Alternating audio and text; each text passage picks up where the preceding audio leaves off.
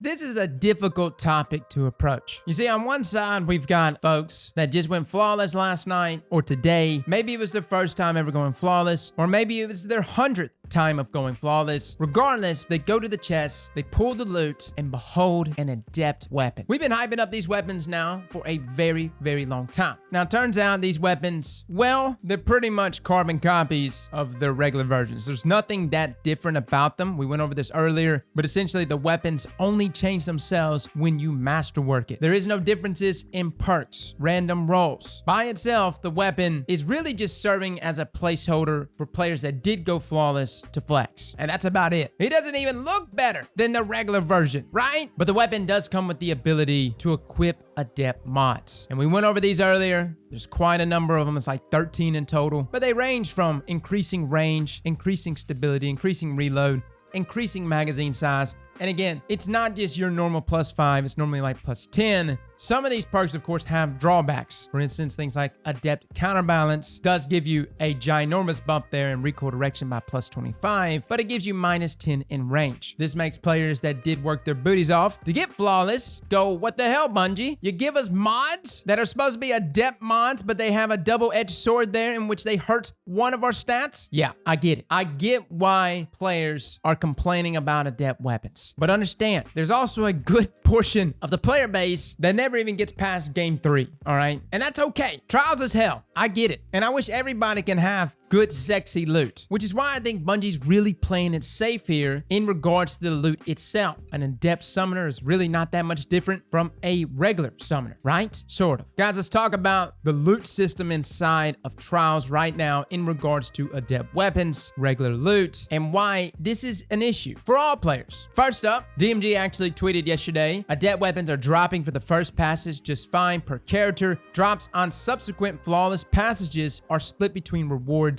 from 3, 5, 7, and flawless. Team is looking into this, might not get it fixed until later in the season. Essentially, what was supposed to happen is every time you went flawless for that weekend, you would get adept loot every single time. This means if you wanted to farm out for that summoner and get an adept version of it with the god roll, you can do so by continually keep going flawless. Sounds good? Unfortunately, that's bugged. You could still get adept loot, but it's like split between the 3, 5, 7 rewards, so it's like a 25% chance that it'll drop, which means anyone that is actually running Trials right now probably just did it once on each character and then got out of the playlist. So I didn't necessarily want to like crucify Bungie on this, considering that this is actually a bug, but I do want to talk about this in a little more depth. The question is, even if you could farm for an adept summoner over and over again, or an adept Astral Horizon over and over again by going flawless, is that really feasible? Most people don't even go flawless once, and when they do go flawless once, the chances of that particular adept weapon that drops for them to be a god roll is slim to none. Which is why when we talked earlier about adept weapons, I really wish Bungie would have taken the approach they did with the raids, where upon reaching the flawless chests, you can actually choose the loot depending on what you discover. For instance, say this week is the Summoner Adept, next week is Astral Horizon. If I didn't play this week, but I played next weekend instead, if I went flawless, the only options that would be available to me would be the Astral Horizon. But say I played both weekends and I went flawless next week, but I decided myself that I don't want an Astral Horizon, but instead I still want an adept god roll summoner, I can still choose that. And this is not an overly complicated process. The raid does it, the Sundial event does it. There's so many ways in which this system could be implemented that even if Bungie wanted to take another approach, like a Wrathborn Hunt approach, where we actually can single out certain perks on a weapon and chase a particular god roll upon going flawless, hell, even that would be okay. Currently right now, there just is no way to really farm for adept versions of these weapons, which if you're like me, you just have 3 summoner adepts that are all pretty much garbage rolls. They're all right. I'm gonna keep them because they're adept, but for the most part, I have a number of other summoners that outperform these adept versions. Now understand, I know I'm coming off entitled here. When players are complaining about their flawless loot, I know most of us think, cry me a river, dude. Here's where I think Bungie really needs to make big loot changes inside of Trials. Number one, this was brought up by Jay. Tokens shouldn't go away every single weekend. Again, tokens is what you obtain from bounties, from completing matches, or at least from games 3, 5, 7, and Flawless. But the reason why we say tokens shouldn't go away, imagine if you treated tokens like spoils of conquest. You're in the Trials playlist. You're playing over and over again. You're getting Trials tokens. You did some bounties, and you got kind of like a healthy nest egg here of trial tokens. And you finally make it Flawless on the final day of the weekend. You go to the chest. You're super happy that you made it here, that you made it through all the crap to get to this moment right here. And you pull an Adept Summoner from within. And say it comes out with like some poopy rolls like Underdog. What the hell? I don't want Underdog, man. But Bungie thought about you in this moment. See, all your hard work was not done in vain. Now,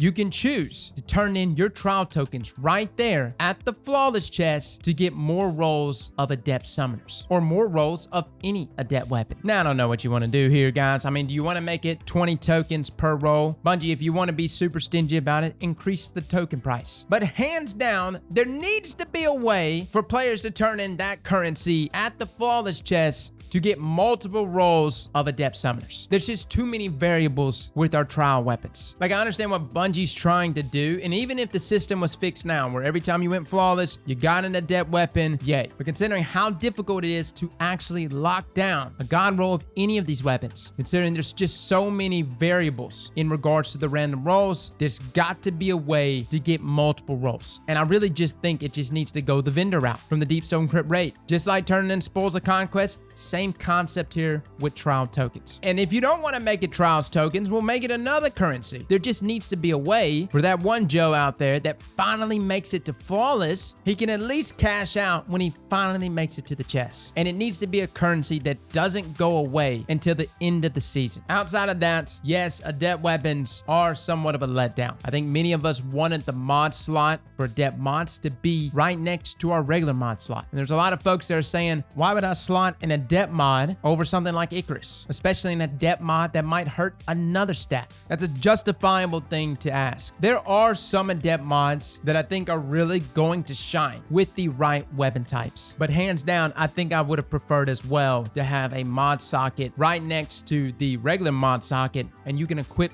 2 mods. And inside of Destiny 1, we would just get an extra perk. Normally it was a static perk, say for instance, Snapshot. And before someone thinks that Snapshot being added to your weapon isn't good, that frees up an entire perk for you. Take something like Eye of Soul, the sniper rifle. 9 times out of 10, you're sliding that bad baby out with Snapshot. But if the weapon already rolled with Snapshot, at least statically on its Adept self, you could do something crazy like Firmly Planted Opening Shot and Snapshot together. The difference is right now, from Adept weapons to regular weapons, are just so small that I think a lot of players are just gonna say, still not worth going Flawless. Outside of just flexing this ugly brown gun, there's really no reason to go Flawless. As of now, at least. You know, these mods, they will change the game the more we acquire. As we unlock other Adept mods, I think they're going to add some variability. So this is, of course, something that when we look back here weeks from now, we may be able to see like, all right, that's why Bungie did what they did. But besides all that, I do think that the loot structure itself should be changed, considering how much Bungie changed the raid system and how well that's been received. And considering that targeted loot has been something that's pretty much been the staple of this expansion, whether it's Lost Sectors, whether it's Wrathborn hunts, or the raid itself. That's been one of the best things about Destiny 2 this year, is targeted loot. And I think that needs to apply here for Adept weapons. So disregarding the lethality of Adept weapons, what we should or shouldn't do to make Adept weapons better than their regular versions, at the end of the day, and I'm not trying to upset any PvE players because I play all the PvE content as well as PvP, but it is infinitely easier to do a Grandmaster Nightfall than it is to go Flawless inside of Destiny 2. But it is apparent that one is way more rewarding than the other. You get way more materials, loot, and exotics, and eventually Adept weapons and mods. And it's way easier to speedrun Grandmaster Nightfalls than it is to just do a single card of Trials. A single card of Trials, and at the end of it, you get maybe a single Ascendant Shard if you're lucky, and one Adept weapon that probably won't contain the roll that you're hoping for. That's a problem. It may not be a loot problem in something like Grandmaster Nightfalls,